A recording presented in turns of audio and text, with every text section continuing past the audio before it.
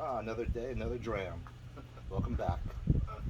Unfortunately, we filmed this video last night, and there was music playing in the background, and we got blocked from Warner Brothers. So a day later, we're just gonna do a quick recap on what we thought of the 5 editions that we have sitting in front of us.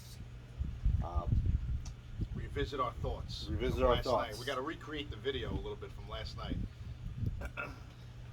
I came into the tasting liking number 2 as my go-to, and I changed it to the number 3. Number 3 definitely took the cake for me, followed very closely by the number 1, and then the number 2. Not putting any of these down, but definitely were. I enjoyed those 3 the best. Yeah. Mario, would you? Um, you know, I think overall the entire edition series is excellent in my opinion. You can't go wrong with any one of these 5. There's a lot of people that have a lot to say about Macallan, and they hate Macallan because of the marketing machine, and they're thinking they're overpriced. Some people may even say that it's not the same from years past. But you can't go wrong with any of these. I think, especially, and I know they got a little out of control because of the, for example, the number 1 now had the least amount released, and now has become that unicorn out there that everybody's looking for, and blew up on the secondary market. And then the number 2 was doing something very similar to what I've seen in auctions. Not as crazy, but be as it may, you can't deny the fact that these are solid. I don't care what anybody says. These are solid whiskeys. And I was going to give maybe my preference on a few of them, but standing alone, I think they're excellent. I think overall the profiles are very similar, so it is a tough call. It's not like we're bringing in a second or third distillery in here and then there's clear-cut differences. There's a lot of flavor notes that remain consistent throughout. When you start getting into the 3 on to the 5, notes of ginger and spice are very present. So it's very difficult. There are very little nuances that I think can tell them a little bit apart. But there are differences. I'm going to say, based on last night's tastings, that I still hold the number 1, the number 2, and the number 4 as my top 3.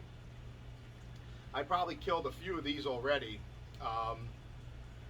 And I have 2 of these open at the moment, so I really do enjoy the 5. There's no mistake in that. But I'm gonna go with the 1, 2, and the 4, Chris. I think that's The 1, 2, and the 4. Those are my and maybe not in that particular order, but definitely those are my top 3. What we also discussed last night was the edition number 6 coming out, and we had a debate on. We have these colors. We have the brown, we have the orange, yellow, green, and this lovely purple magenta. And Pantone. Working with Pantone on that. And our guesses. My guess is the color of my shirt, a nice blue. I kind of had a little insight, a little bit of it. Don't know how accurate it is, but I'm believing that it's going to be the blue of my shirt is the next bottle. But they also said there's going to be 10 editions, so we have 5 more colors to go with. We know there's going to be a black somewhere into there. A red is going to have to come into there. A blue. I don't know what the other 2 colors might be. Maybe a silver, a gold, maybe. Perhaps. I mean, because of all the consistency with the gold, it probably won't be a gold box. But I agree with the blue, though. I think the blue it'll be nice. I think the blue and the gold will definitely work well. So But I'm on board for that. Here's a question we didn't propose last night. Yeah. Edition 6. Yeah. How many barrels? Since the number 1 has got an 8. Number 2 has got a 4. We have a 6, a 7, and a 7. What is the... Yeah. How many barrels I'm is not. this? I'm not quite sure why. What's the reason and what's going on?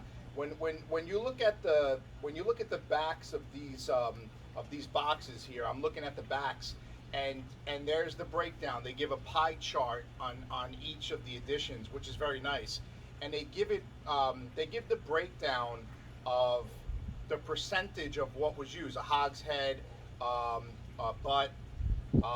Sometimes in the number 4 there was a punch and use, and also a little bit of the breakdown if in fact there was American and European oak. This actually, the number 5, if I'm not mistaken, was the only edition so far strictly American oak, and that's a combination of both first fill and second fill. And then they give the breakdown, and actually this one is pretty, I want to say very even almost between the hogshead, barrel, and butt, with the breakdown. Whereas some of them are a little bit heavier. When you get into the number 4, you have a heavier butt presence, I guess, and then only 18% is in pungent casks. So a little interesting. So a little bit different. Actually, the number 3 actually used 4 different types of barrels. So I kind of like the breakdown. I like what Macallan is doing.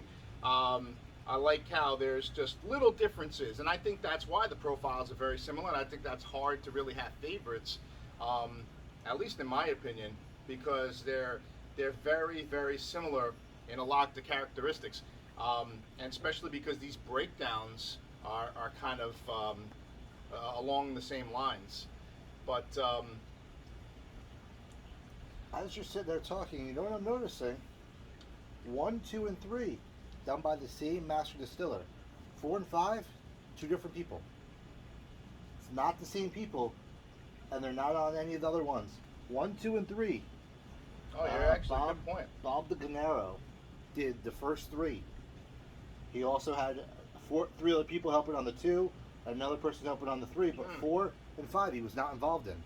Yeah, actually, real interesting. I didn't even pick up on that. And you got another distiller here, master distiller Nick Savage on number 4, and then you have actually a woman for number 5, a female master distiller here, Sarah Burgess. So that's going to play that's definitely going to play a big part in what's happening here with the breakdown, and everybody has their own different I guess breakdowns of how they would like to use the barrels. Yeah. I think, and what preferences they may have. Yeah, so pretty cool. And they're very consistent all too with the alcohol level, all at 48% and change. So they really stayed consistent with that. So yeah, looking forward to number 6 for sure. But I don't think, you really can't go wrong if you see one of these out there. You're definitely going to see the 5. Actually, some local shops, You might see the 4. I've actually been seeing the price come down a tad on it. They started much higher than the 4 and the 3, and at least over here they were starting around 99 retail, and I've seen them go up to about like 110 retail, but that's when they first was released. Whereas the number 5, they hit the shelves starting around either 135 to 145, around that range. But if you definitely come across, highly recommend. I just really like the flavor profile. It's just an excellent dram. Now, do you think the fact that the 5 is actually going down for a lower price, is that in anticipation for the 6 coming out? Or do you think it was just the price was so high that people were scared off of it since they were $99 to $105, that for the past 4 years maybe scared up some of their loyal patrons? Right. So, when you have, I didn't mind paying a little bit more. I didn't pay that high. Neither did I. Didn't mind it. But I didn't mind it only because I knew it was going to be good and I need to have it. I have I have the entire series so far, and of course, then I found a retailer that was online out the door. They had them maybe for $99 too. Wow. One of my gem resources Yeah. online. But no, I think you're right. I think maybe some of the shops that had them priced at the 145 range or more was realizing that they're not moving as fast, only because it's a big jump. It's a big jump when you're looking at that big of a difference. So I just think that that's why they're probably coming down. I didn't hear any word about the release on 6 yet, so It usually is the beginning of the third quarter in the States. Usually comes out. So and- can't and- wait. Yeah. All right. Can't wait for the 6. We'll catch you to the next episode. Sounds good.